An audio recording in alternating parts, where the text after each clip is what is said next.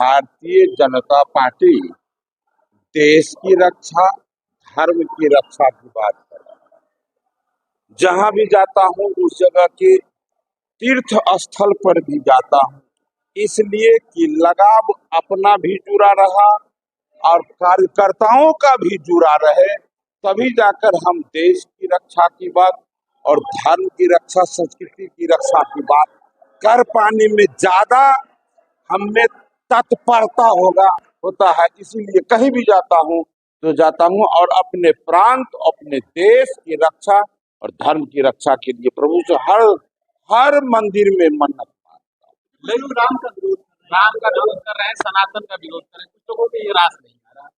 अच्छे, एक बात, ये बात कोई नई बात नहीं है। आप सतयुग, द्वापर, त्रेता हर युग में देखेंगे तो कुछ लोग आपको ऐसे ही मिले हैं।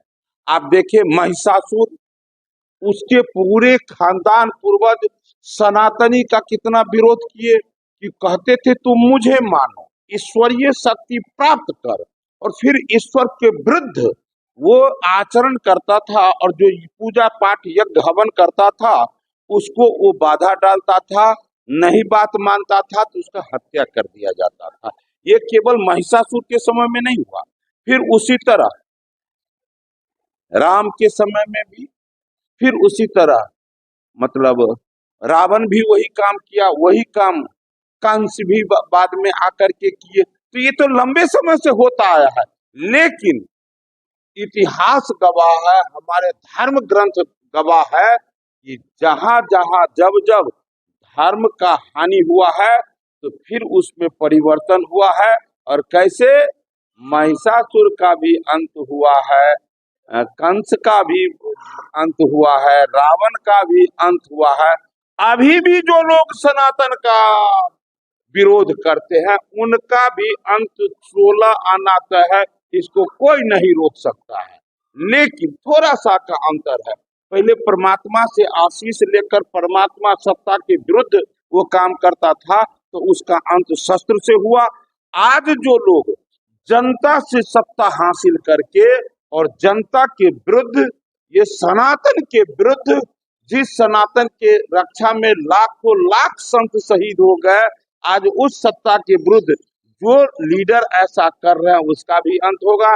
लेकिन थोड़ा सा का फर्क होगा, उस समय में शस्त्र के द्वारा हुआ और अभी ईवीएम का बटन दबा के, और दुनिया के सबसे लोकप्रिय नेता, गरीबों के मसीहा, भारत के यशस्वी प्रधानमंत्री नरेंद्र भाई मोदी जी के नेतृत्व में ईवीएम का बटन दबा करके उसका अंत होगा। ये 16 आना तय है। आज राम का जो विरोध करते हैं उनको जरा सोच के देखिए कि जिस राम का देश के कोने कोने में लाखों मंदिर है, उस राम का राम जन्मभूमि ही 500 साल से विवाद में पड़ गया। लेकिन आजादी के बाद जिनकी ये जिम्मेवारी थी उन्होंने इन बातों का महत्व नहीं दिया, तमाम सनातनी का कोई महत्व नहीं दिया। आज मात्र 10 साल तक जिनके हाथ में सत्ता है, नरेंद्र भाई मोदी के हाथ में, तो आज उस जगह पर दुनिया का सबसे दिव्य और भव्य मंदिर का निर्माण हुआ और 22 जनवरी को वहां प्राण प्रतिष्ठा होने जा रहा है।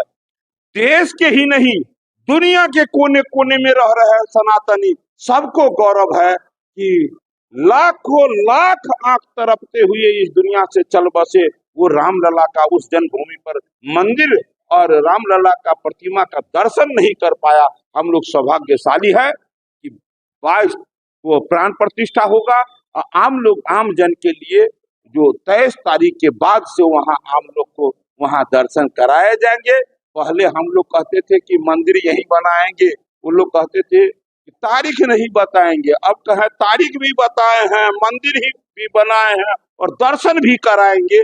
अब आम लोगों को हम लोग याचना करते हैं कि आइए वहां उस अयोध्या के उस धाम में और रामलला का दर्शन करें। हम लोग भाग्यशाली है। 2024 इतिहास के सुनहरे पन्नों में लिखा